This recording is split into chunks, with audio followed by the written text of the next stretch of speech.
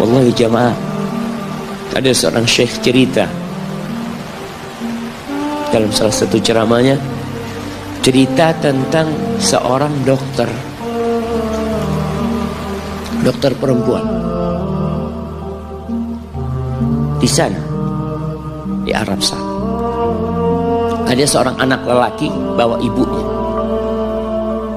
ibunya masuk ke dokter ini. Subhanallah, ibunya ini gila. Anak-anak muda ini, belum nikah, dia bawa ibunya. Nanti ibunya tersenyum sendiri, ketawa sendiri. Masuk ke ruang dokter itu, mejanya dokter diputerin sama ibunya. Anaknya minta maaf, ya dok, kata dia, sekali-kali nanti ngeliat di televisi dokter itu ada gambarnya Ka'bah. Ibunya ngomong, nak, kau bukan nak ngomong, kamu bohong mat kau bohong sama ibu, katanya mau dibawa umroh ibu, kata dia. Nanti diludahin anaknya, digigit anaknya, nanti kerudungnya ibunya terbuka dipasangin lagi.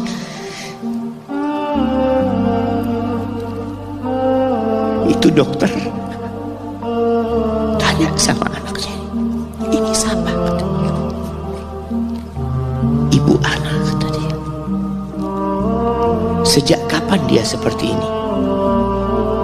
Sejak lahir.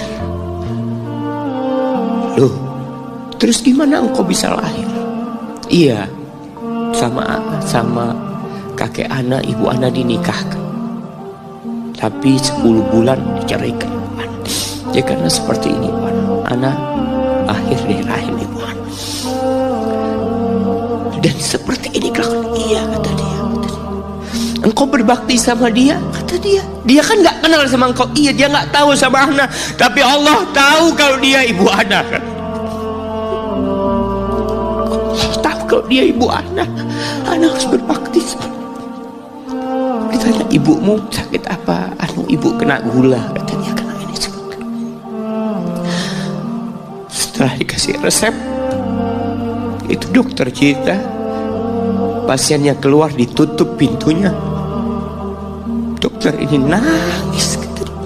Dia mengatakan, ana sering dengar ceramah tentang birrul walidain, ana sering mendengarkan tausiah ustaz tentang berbakti kepada orang tua, tapi ana baru sekarang melihat kebaktian seorang anak sama orang tuanya. Ibunya gila, dia tetap berbakti. Dan dia mengatakan, iya, ibu ana nggak tahu sama ana, tapi Allah tahu kalau dia ibu ana. Dan yang ngasih wasiat supaya kita berbakti sama orang tua itu Allah, jemaah. Apapun yang dilakukan orang tua kita.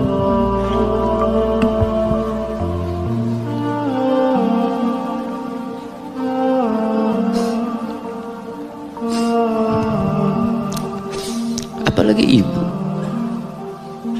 Allah katakan, hamalathu ummuhu kurha wa wada'athu kurha. Ibu kita hamil kita itu dalam kondisi yang sulit.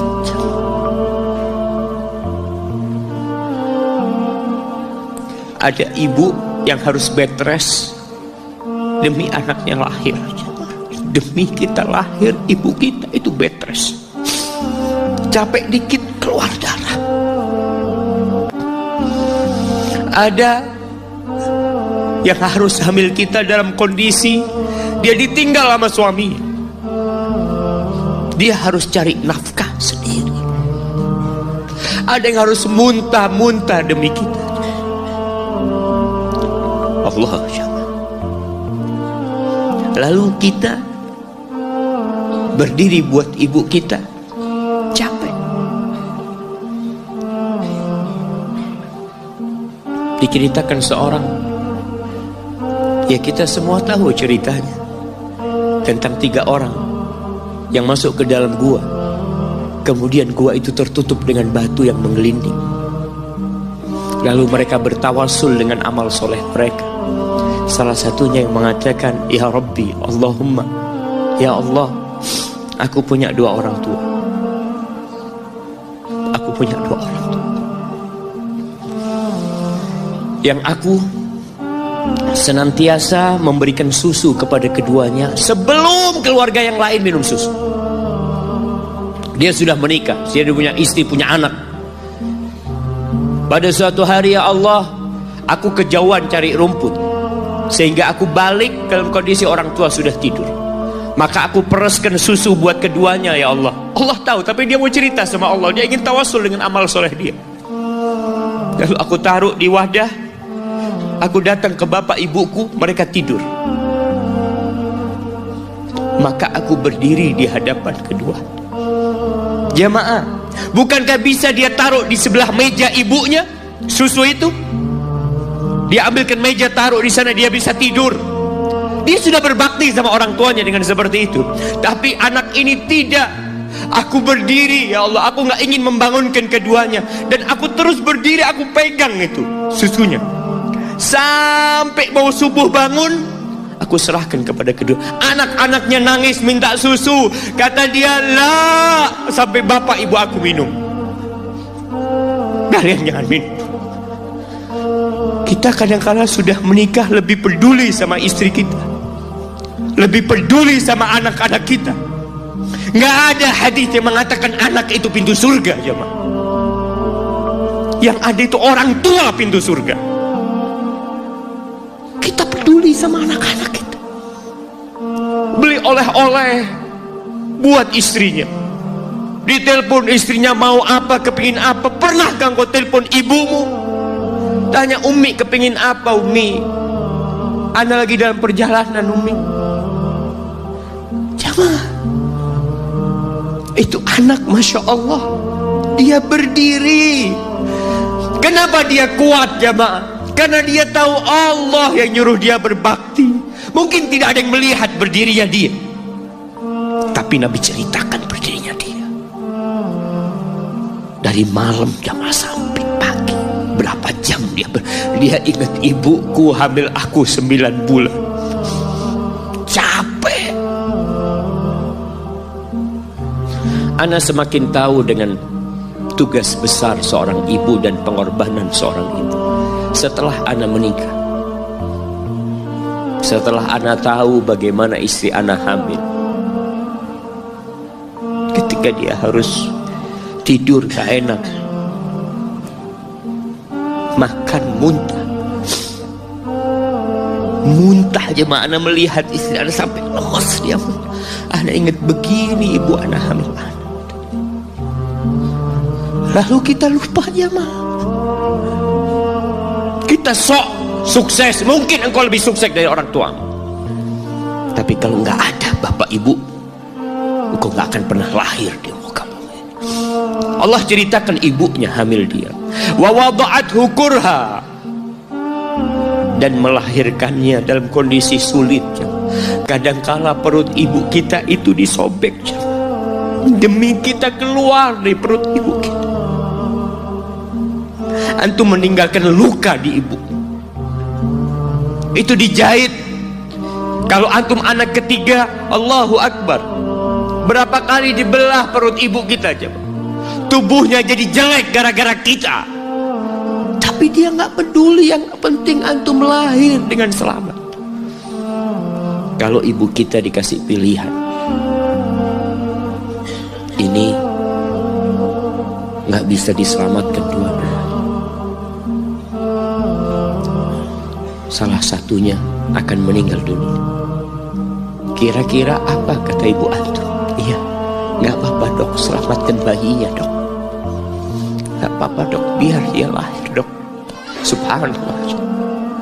Berapa banyak ibu yang meninggal dunia ketika dia melahirkan anak. Wa hamluhu wa fisaluhu 30 syahra. Hamilnya dan menyusuinya itu 30 bulan. Artinya bukan ketika antum lahir selesai lelahnya ibu kita. Memang ketika antum lahir dengan selamat, Allahu Akbar, ibu itu lupa dengan rasa sakit dia 9 bulan. Ibu itu lupa dengan jeritan dia mengeluarkan kita ketika kesakitan. Itu lupa. Dia tersenyum, dia bawa anaknya, ditaruh di dadanya. Allahu Akbar. Kalaupun ada air mata yang menetes, itu air mata kebahagiaan orang tua dengan hadirnya kita di muka bumi ini.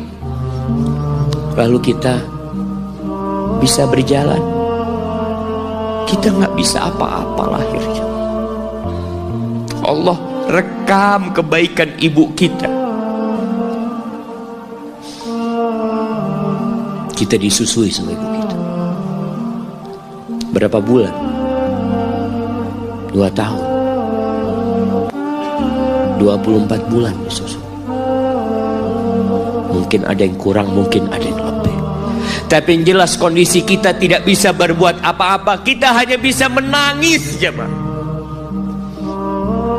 Antum lapar menangis, buang kotoran menangis. Siapa yang datang membersihkan kotoran antum? Ibu antum. Yang gendong antum siapa? Ibu antum. Dia susui, subhanallah, sampai anaknya agak besar sedikit, diajari bicara sama ibunya, diajak ngomong sama ibunya, diajarin berdiri sama ibunya, diajarin berjalan sama orang tuanya. Allahu Akbar. Kemudian ketika antum sukses,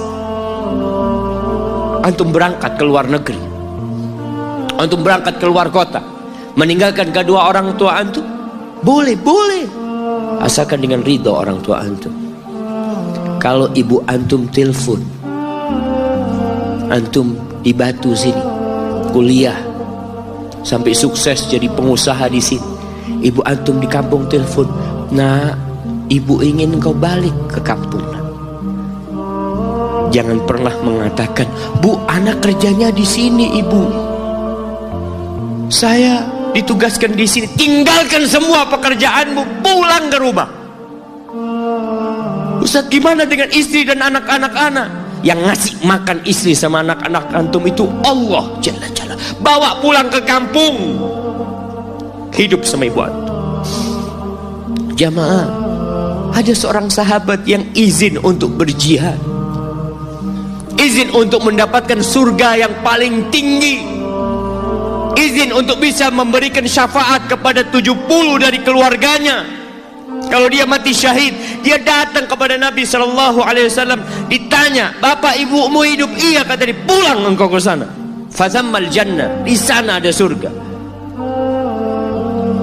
Ilzam rijlaya, engkau tetap di kaki ibu.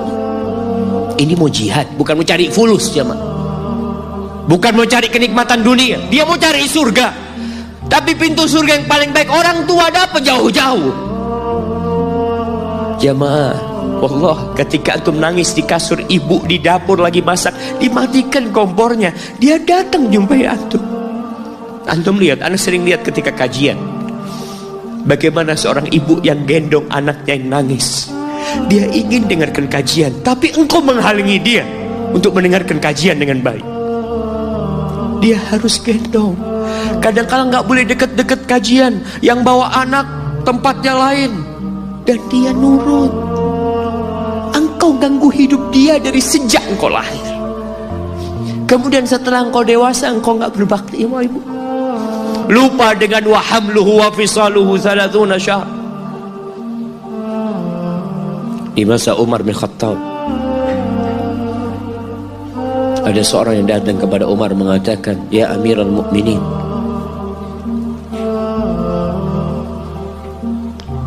aku ini jadi kendaraan buat ibu. Aku ini yang membersihkan kotoran ibu, dan aku palingkan wajahku.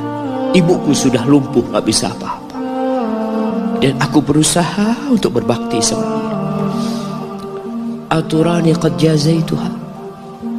Gimana menurut, apakah aku sudah balas kebaikan ibuku? Kata Umar, la, kata dia. Enggak, belum. Ya Amirul Mukminin, bukankah aku sekarang ini telah berbuat kepada ibuku seperti ibuku berbuat kepadaku waktu aku kecil? Artinya sama pekerjaannya sekarang ini. Aku yang menyuapin ibuku, aku yang membersihkan ibuku, yang mengantarkan dia ke kamar mandi. Semua yang pernah dilakukan ibuku, kira-kira sudah aku lakukan semua sekarang. Kata Umar, enggak sama, kata dia. Ibumu waktu merawatmu ketika engkau kecil, Ibumu berharap engkau bisa hidup. Sedangkan engkau sekarang merawat ibumu ketika sudah tua sakit-sakitan, engkau berharap ibumu mati.